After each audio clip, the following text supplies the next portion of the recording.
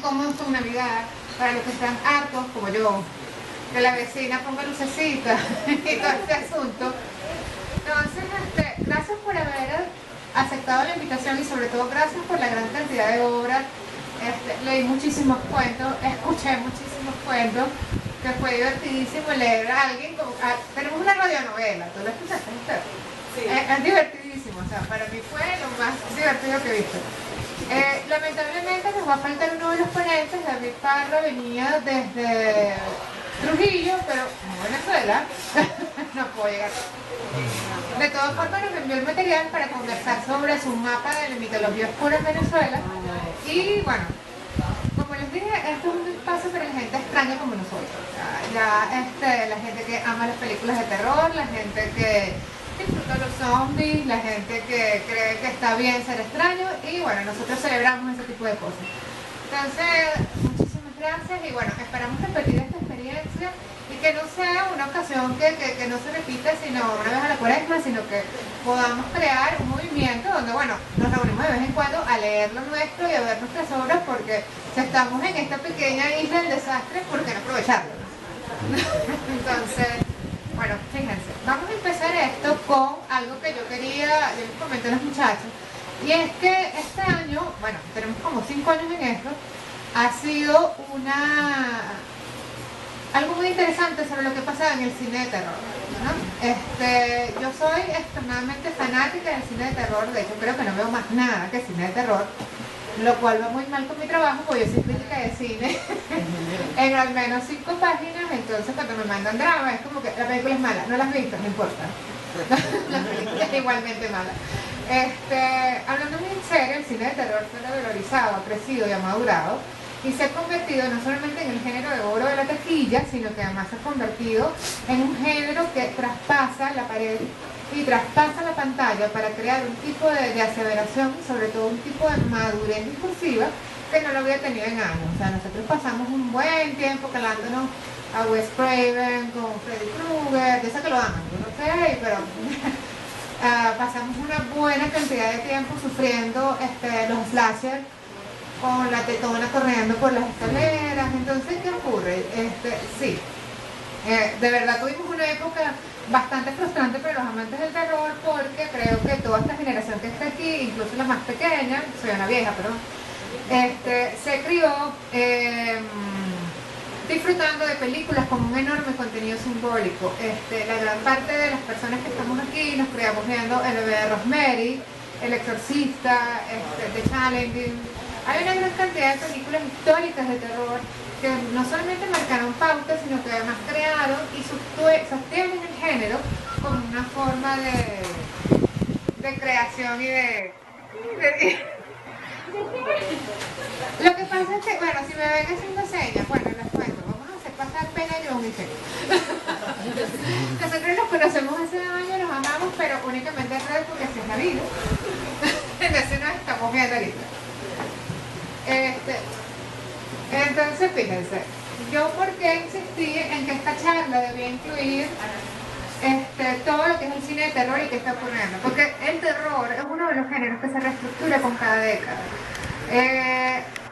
Maitland decía que cada generación tiene su villano. Bueno, yo creo que también cada generación tiene su película de terror, y esto estamos transportando y nos estamos creando un nuevo tipo de visión sobre lo terrorífico que no está realmente relacionado con el trauma, con el susto, con el sobresalto, sino con ese tipo de terror que se queda con nosotros una vez que abandonamos la sala de cine, o bueno, estamos en Venezuela, los camaditos, o apagamos la computadora, ¿no?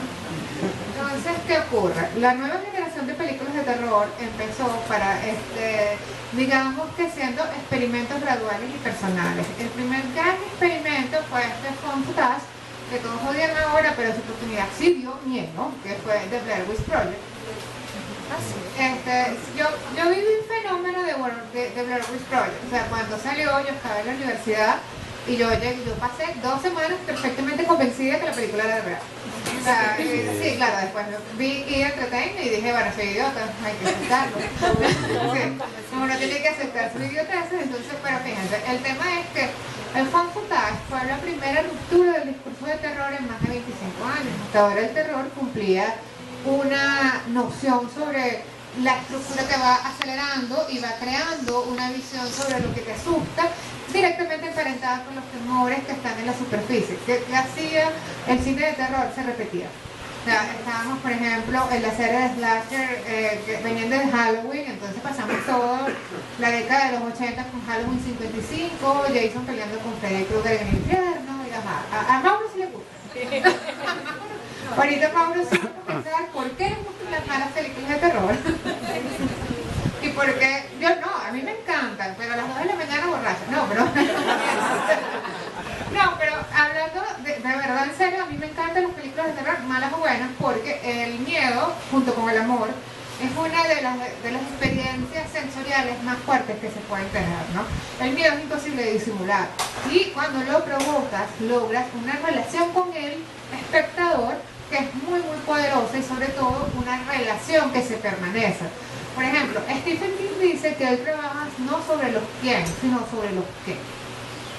Si alguien leyó su última novela, bueno, la última novela no, una de las más recientes, que es Doctor Sueño, él comenta que Doctor Sueño él lo imaginó mientras iba manejando de Illinois a Maine, porque Maine, sí, todo ocurre en Maine, entonces él vio una caravana y pensó qué hay adentro, no quién.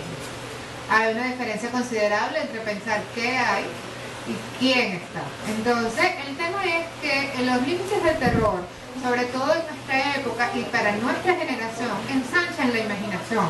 Y sobre todo es un tema sobre crecer creyendo que hay posibilidades más allá de la crónica, la ficción, y no solamente estamos hablando a nivel literario, sino estamos hablando a nivel cinematográfico, que es el hermano bastardo de la literatura. De alguna forma el cine absorbe gran cantidad de referencias y no solo las absorbe, sino que las reedita y las reconstruye para crear una nueva forma de visión, ¿no?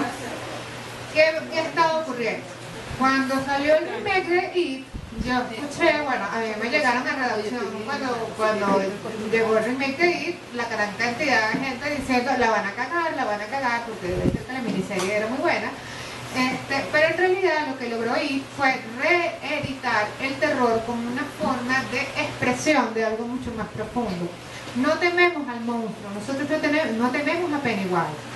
Lo que provoca la película es que todos nos estemos preguntando en qué se convertiría Pennywise en caso de que tuviéramos que enfrentarlo.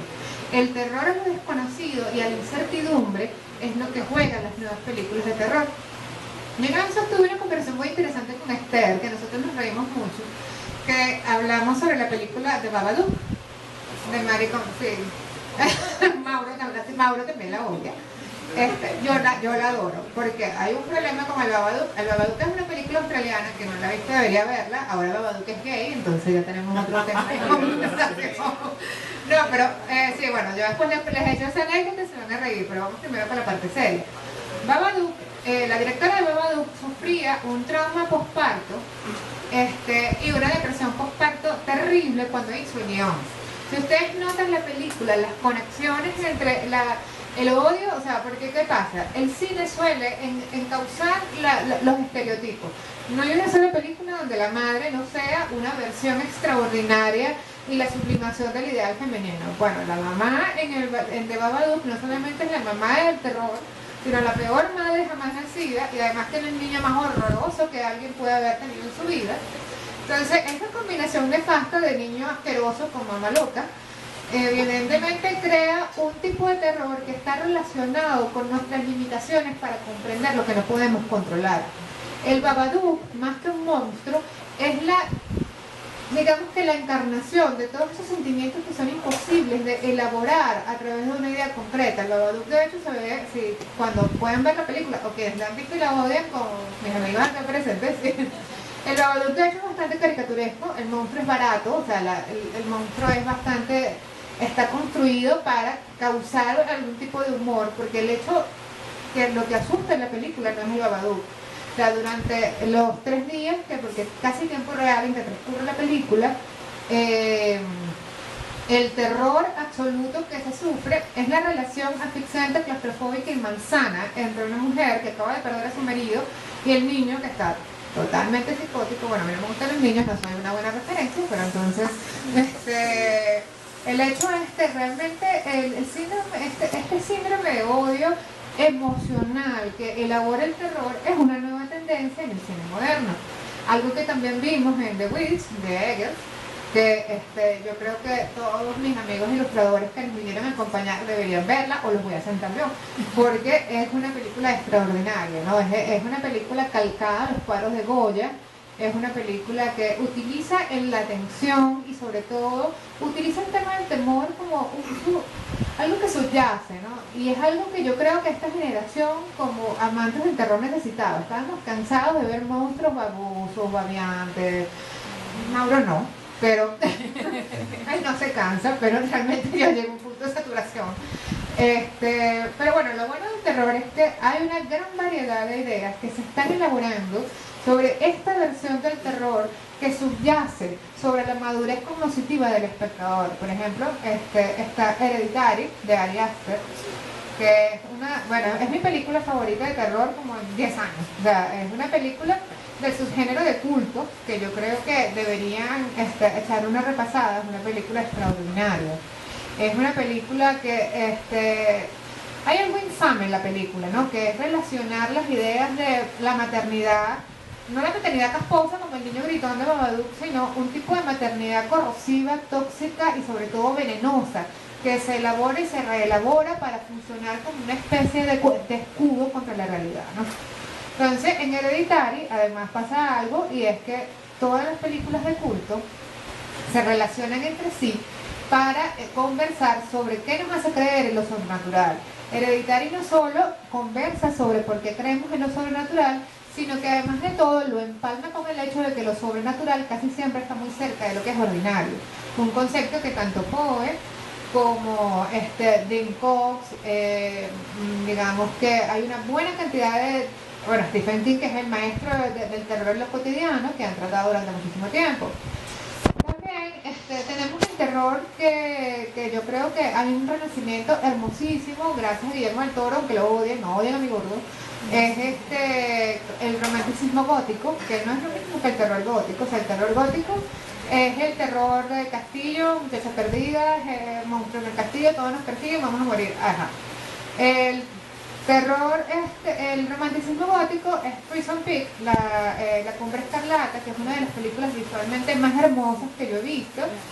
Recuerdo cuando yo tuve que hacer la crítica, a mí me cayeron los puños en cultura colectiva de toda la gente. Esa película no da miedo, no, es que la película no está creada para dar miedo. O sea, el género el romanticismo gótico está relacionado con toda una fórmula que comienza por el hecho que hay un secreto incestuoso, porque el sexo entre hermanos es divertido, según los Lannister.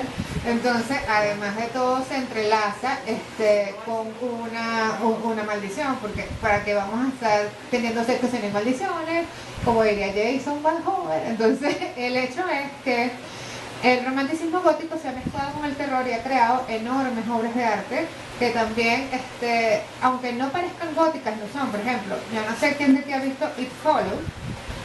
Es una película de terror increíble, es una película de terror donde el terror no existe, el terror se va creando, tiene el mismo sentido que el It de Stephen King, Pennywise se va retransformando y reconstruyéndose, de la misma forma que el monstruo sin nombre de It Follows, ¿no?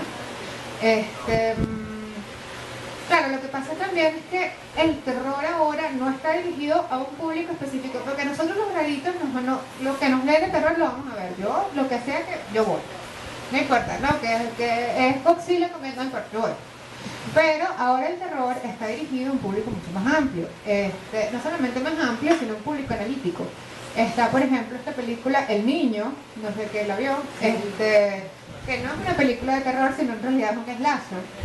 Un slasher, pero un slasher también construido que a mí me vacilaron. Sí, o sea, exactamente, es un híbrido entre tendencias. Bueno, a mí me vacilaron. En algún punto de la película dije, marico, el muñeco. Aparte, sí, no, aparte que tenemos el problema, yo siempre digo que si llega a la rodilla, ¿por qué no lo pateas? Que es el efecto Chucky, ¿no? Entonces, sí. Sí, yo sufro muchísimo con las películas de muñecos, muñecas. James Wan, que instauró ahora, bueno, para los que no lo saben, The Conjuring, El Conjuro se convirtió en un universo muy amplio, Ahora viene El hombre retorcido de Conjuring 2. Y también viene algo que no... Annabelle, bueno, Annabelle en todas las versiones. Yo no sé qué más puede ser Annabelle. Realmente para mí es un misterio que va a pasar en Annabelle. La monja es muy mala. O sea, perdón. Yo lo digo yo como crítico de cine aquí, lo voy a decir. No es que yo esté echando para atrás, pero bueno. ¿Cuál es el problema con la monja? Que no tiene sentido. O sea, de verdad realmente hay... Porque fíjense, hay otra cosa en las nuevas tendencias de películas de terror que está ocurriendo que es muy interesante. Hubo una primera parte de la película La Cuija que realmente era para quemar el estudio con todos los actores dentro del espacio, ¿no? Pero entonces después vino The Cuija de Origen, que es extremadamente buena, y para remate el autor construyó, o sea, el director construyó una atmósfera tan malsana que creó un final que es uno de los finales más duros que yo he visto en películas de franquicia, ¿no? Porque claro, hay una diferencia. Tienen que saber que las películas que están pensadas para crear franquicias son totalmente distintas a las películas que están elaboradas para hacer una historia única. ¿A qué me refiero? Por ejemplo, Hereditary ya no va a pasar más nada. Ya le cortamos la cabeza a la madre, perdón el spoiler, y ya quemamos casa. Bueno, pero está aquí la vieron. Y todo esto, ¿no? ¿Qué ocurre, por ejemplo, con películas como La autopsia de John Doe? La autopsia de John Doe está dirigida por un director danés que ya venía de una película que se llamaba Trollhunter. No es Trollhunter de Netflix, sino es una película extremadamente macabra y siniestra sobre los trolls, como lo conciben en Europa del Este, que son criaturas realmente maléficas. Claro, lo que pasa es que, claro, hay que tener un poquito de contexto. Para Europa del Este, ni las hadas ni los trolls son lo que nosotros hemos visto y que la televisión nos ha llenado. No, las hadas son terriblemente crueles, los trolls son terriblemente violentos. Entonces, Trollhunter es una película de terror en clave de documental falso, que sinceramente creo que les va a gustar muchísimo si no lo han visto. La autopsia de John Doe juega con la idea de la bruja, porque actualmente todo es una bruja, entonces es una película que además juega con la idea de lo que tememos de la muerte. Ocurre dentro de la morgue y la pregunta que te haces es ¿qué está ocurriendo? De hecho, la pregunta no se llega a resolver. No sé si Mauro está de acuerdo, o sea, llega un punto en que simplemente estás tratando de conjeturar qué ocurre y sobre todo tratando de entender hasta qué punto John Doe, quien sea, porque tampoco sabemos quién es, qué es, hacia dónde se dirige y qué es lo que está ocurriendo con ella como personaje, aunque la mujer no hace ninguna, su trabajo es de muerta y durante toda la película no hace otra cosa que ser una muerta, y entonces este cadáver es increíblemente inquietante porque resume todos los temores que tenemos a la muerte. ¿Qué es lo que nosotros tememos a la muerte? La muerte es una puerta cerrada porque aunque las religiones digan lo que les dé la gana y la ciencia lo que les dé la gana, el problema es que ninguno de nosotros sabe exactamente qué ocurre. Entonces, ¿qué pasa? El terror actual juega con la incertidumbre de la misma forma que el terror que lo precedió jugaba con lo evidente. ¿Qué ocurría con Jason y todas sus interminables secuelas? Jason era la encarnación del asesino en serie, que además era terrorífico porque no tenía, o sea, su única motivación era agarrar el machete y bueno, y si tiene sexo, ay. Entonces, claro, obviamente, sí, el problema del sexo y Jason, eso es freudiano, no puede ser que no sé. Sí, entonces, este tipo de slasher, que es el término de películas de explotación, es lo que dio después sentido a una de las obras de arte del cine del terror, que es Halloween, de John Carpenter. Es una película increíble, no las secuelas, yo sé que seguramente Mauro las vio todas y las gozó y ay, qué chévere, pero yo no. Yo salté directamente de Halloween, la primera, a las de Rob Zombie, que son bastante recomendables a pesar de lo que escucho, y lo que pasa es que Rob Zombie es un artista con ideas muy precisas y obviamente él está elaborando un discurso que tiene poco o nada que ver con lo que se está viendo en el terror actualmente.